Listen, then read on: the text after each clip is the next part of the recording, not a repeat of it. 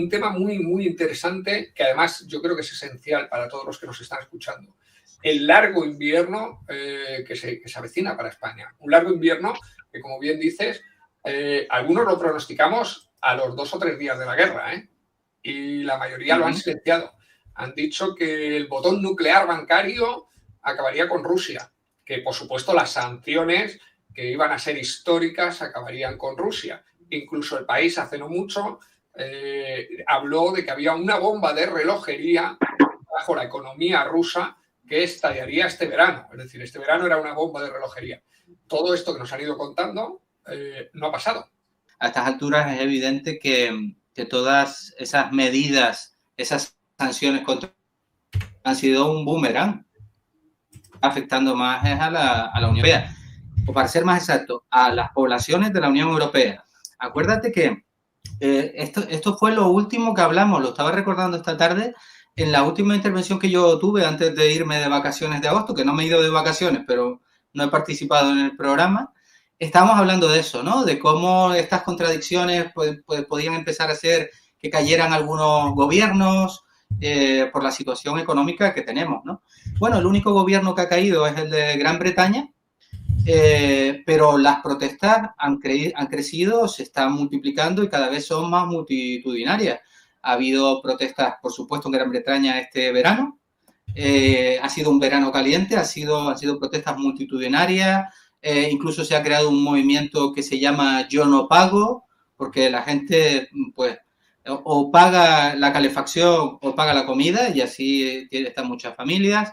Está habiendo manifestaciones, ha habido en Italia, ha habido esta misma semana en Alemania, en la República Checa, en la antigua Checoslovaquia. Y fíjate que en la República Checa, con un mensaje que yo creo que deberíamos tomar todos y que se convirtiera en un leitmotiv para a ver si se genera un movimiento ciudadano que lo haga suyo. El de tener una posición neutral ante la guerra de Ucrania. Es decir, los checos que salieron a la calle por miles estaban diciendo: queremos una neutralidad de nuestro país con respecto a la guerra de Ucrania.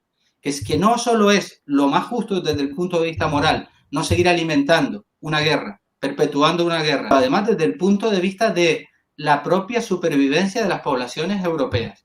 Porque la situación que tenemos de inflación y del precio concretamente de la energía, este lunes publicábamos una entrevista a un físico que se llama Turiel, que decía: sin el gas ruso, este va a ser un invierno de pesadilla, ¿no? Y curiosamente Turiel hacía suyo, en cambio, la propaganda occidental y atlantista, porque se refería decía, de alguna manera tenemos que bajarnos los pantalones ante el chantaje de Putin. Todos debemos preguntar desde un punto de vista objetivo: ¿qué se puede esperar? ¿Qué podían esperar que hiciera Putin o que hiciera Rusia ante la Unión Europea si le impone todo tipo de sanciones esperando acabar con su economía? Y dicen abiertamente que se quieren a rusos, haciendo todo para no comprarle el gas ruso.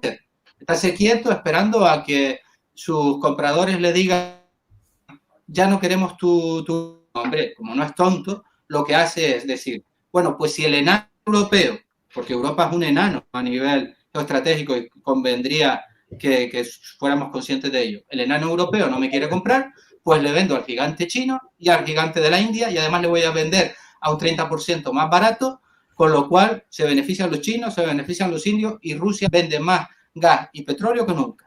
Y en cambio en Europa estamos en una situación de personas que no pueden pagar la factura de la luz, y hay muchísimas empresas que van a tener que están echando el cierre porque no les conviene, es decir, porque no los costos de producción, concretamente los costos en energía, son tan altos que no les sale a cuenta. Con lo cual, bueno, el paro se va a seguir disparando. Tenemos una inflación de más del 10%, los alimentos a unos precios que no se pueden comprar. Por eso te decía que el invierno no es el invierno solamente en términos de lo que es propiamente el invierno, los meses de invierno, sino que nos puede quedar un invierno larguísimo, aunque llegue la primavera, y aunque en primavera no haga falta tanto gas, porque es una situación realmente dura. Ahora yo, y con esto acabo para no extenderme mucho, creo que deberíamos preguntarnos una cosa. Estamos viendo movilizaciones, como digo, en Gran Bretaña, en Italia, en Escocia, en la República Checa, en todos lados. Y sin embargo, ¿qué pasa en el Estado español? Es decir, porque aquí estamos bien.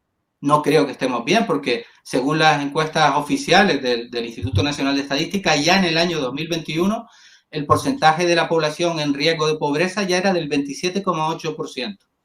No sé cómo será ahora. En agosto hemos tenido la inflación más alta de los últimos 40 años. Tenemos el precio de la luz más alto también desde que se conoce. La situación no es como de paz social. Entonces, ¿por qué no estamos en la calle?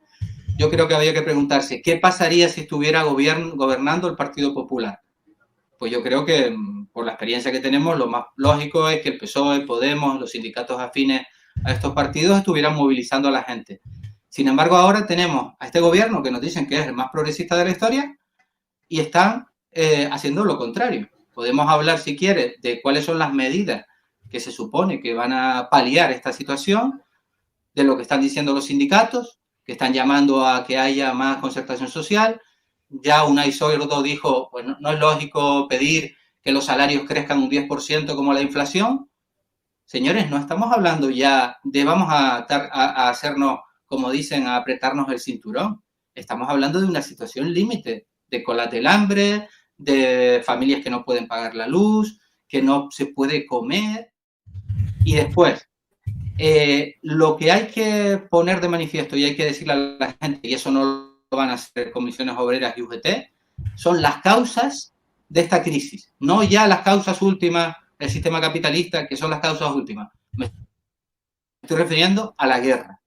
Mientras se siga financiando la guerra y mientras sigamos enfrentados a Rusia y para colmo, y esas otras, enfrentados a Argelia, que ahora vamos a ver qué precio nos van a poner los argelinos cuando haya que renegociar los contratos, la situación no se va a paliar con un miserable impuesto del 1,2% a los beneficios extraordinarios de las eléctricas que han ganado 14.000 millones en beneficio. Totalmente. Fijaros, hay una enorme contradicción entre muchas empresas, como bien dices, Cristóbal, van a cerrar porque los costes de energía cada vez son más altos. Resulta que nos dicen que tenemos que gastar más en armamento para crear empleo. Entonces es muy loco, ¿no? Porque mantenemos una guerra con Rusia que está destruyendo empleo y nos están diciendo, oye, no, pero si compramos armas, creamos empleo. Y es como, oye, mira, esto es una gran mentira que es insoportable. Las manifestaciones que había en Gran Bretaña este verano, algunas de las pancartas decían justamente esto: recorta la guerra, no el bienestar. O sea, mientras se siga potenciando la guerra y mientras sigamos, y España lo está haciendo, mandando armamento a Ucrania, esto no tiene ningún tipo de solución. Además, son parches que no van a ninguna parte. Por ejemplo, el parche que decía de ese impuesto a los beneficios extraordinarios de las eléctricas. Lo dijo Pedro Sánchez en el Senado esta semana, no lo digo yo, lo recordó él. Son a los beneficios de las eléctricas. Si van a poner un incremento en el salario mínimo, no va a cubrir la inflación que tenemos del 10%, con lo cual la gente va a seguir perdiendo poder adquisitivo. Y así con todo. Esto que ha dicho ahora Yolanda Díaz, que yo creo que ya está un poco en modo electoral, de a ver si le decimos a las multinacionales que se porten bien y copen un poquito el precio de algunos productos básicos. Pero que sean las multinacionales las que lo hagan y tal. Cuando los beneficios especulativos de los intermediarios, por ejemplo, de los alimentos, en algunos casos son del 200%, del 300% o del 400% en muchos productos básicos que luego se venden a precios irrisorios o le compran a precios irrisorios a los productores del campo. O sea, ¿de qué estamos hablando? Pérdidas. A pérdidas. Por lo que decía, ya no estamos hablando de apretarnos el cinturón. Estoy de acuerdo con él. Yo es que siempre lo dije, desde que empezamos con esto, dije que no sé qué estamos haciendo, que no estamos en la calle. No sé qué más tiene que pasar, no sé qué. No sé cuánto más tiene que subir la luz, no sé cuánto más tiene que subir el pan, cuánto más tiene que subir el butano, cuánto más tiene que subir la gasolina para que no estemos en la calle. Fijaros, al final... Es que faltan organizaciones que lo posibiliten, ¿no?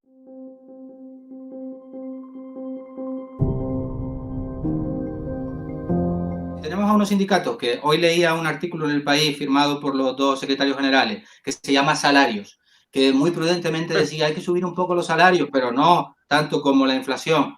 Si no, vamos a apretar un poco más y vamos a hacer alguna huelga. No hay razones para una huelga general. Para una huelga general y para mucho más que una huelga general. Pero si tenemos a unas organizaciones totalmente burocratizadas que dependen de la financiación estatal y que lo único que están pendientes es de esa financiación y que quieren volver a la mesa con los empresarios a seguir dialogando con los empresarios, pues faltan esas organizaciones. Y fíjense lo que pasó en Cádiz, cómo aquello estalló y lo que hicieron estos sindicatos fue reconducir lo que hacen siempre, ¿no? Apagar el fuego y siga usted sufriendo las consecuencias de la inflación y de los salarios que no crecen. Mira, yo lo que opino es que, bueno, ya, en primer lugar ya no hay que llamarlos sindicatos, porque no son sindicatos. Un sindicato debería estar autosubvencionado por sus socios. No, un sindicato no puede permitirse el lujo de recibir un dinero del Estado. Deja de ser un sindicato, porque el que le está pagando es el Estado. Esto es un Antonio Maestre. Los sindicatos se hacen un Antonio Maestre. ¿Cómo le voy a morder la mano al Estado que me está subvencionando a mí? Entonces, no le llamemos sindicatos, porque esos tipos son unos vendeobreros. Porque lo que hicieron en Cádiz fue vender a los obreros. Lo que hicieron aquí con el metal fue vender a los obreros. Lo que pasó con Coca-Cola fue vender a los obreros. Lo que está pasando en Zumosol es vender a los obreros. Lo que está pasando en todo lo que vemos en la televisión de todas estas empresas que hacen ERES, que al final les da la razón el Tribunal Supremo y los tipos con todo el morro del mundo, como Marcos de Quinto, siguen sin pagar. Esos vendobreros son los que tenían que estar ahí. Pero no están, ¿por qué? Porque el Estado les da por detrás. Y la patronal le dice, atarme a esos tipos. Y claro, como le están dando dinero por detrás, pues los atan. Es como poner el zorro a vigilar a las gallinas. Exactamente igual. Sindicatos hoy en día en este país, pocos. Y son todos subvencionados. Creo que la CNT, si no recuerdo mal, y la CUT. Aquí en Galicia, Después en Andalucía creo que el SAT y poco más. Claro, no sé, Cataluña y Canarias, no sé. No, es lo que tú dices. No, y luego muchos sindicatos que se dicen alternativos reproducen el mismo sistema. Se trata de presentarte y entonces vivir de las subvenciones. Es un sistema perfecto, hecho en la transición perfecto para desactivar la lucha obrera. Ya no hay lucha obrera, ya no hay organización, lo que hay es concertación. Y con la concertación construyeron el régimen del 78, con el espíritu de la concertación fueron los pactos de la Moncloa, con el espíritu de la concertación han sido las sucesivas contrarreformas laborales, porque cada reforma laboral ha sido una contrarreforma laboral para ir adaptando el mercado laboral a las necesidades neoliberales de las empresas, y en eso estamos. Y hasta que la gente no toma conciencia de eso, tú acabas de decir, si eres una institución del Estado, ¿cómo te vas a oponer al Estado? ¿Cómo vas a poner en riesgo tu propia existencia? Porque se habla mucho de los dirigentes, pero es que no son solo los dirigentes. Se crea toda una estructura de funcionarios. Una estructura de funcionarios cuya vida, o sea, pagar su factura, llevar a sus hijos al colegio, etcétera, depende de su puesto en el sindicato. ¿Cómo vas a jugarte eso? Hace falta otra organización sindical, porque, desde luego, la organización de los obreros, de los trabajadores, sigue siendo fundamental, eso por supuesto. Bueno, y también tiene mucho que ver la pérdida de conciencia de clase que tenemos ahora mismo en este país. Que desde que nos vendieron la mentira de que hay clase media, la conciencia de clase la hemos perdido totalmente. La clase media que es de 100.000 euros para arriba, ¿no? Pero ellos siguen hablando de la clase media trabajadora. ¿Cuál es la clase media trabajadora en este país? No sé. Que me lo expliquen. Porque... Ahí les tengo que recomendar un artículo que escribe un compañero de la revista que se llama Manuel Medina, que habla exactamente sobre eso. Le voy a mandar el enlace a Luis, que habla sobre ese engaño de la clase media y ese nuevo constructo que ahora repiten continuamente Pedro Sánchez de la clase media trabajadora.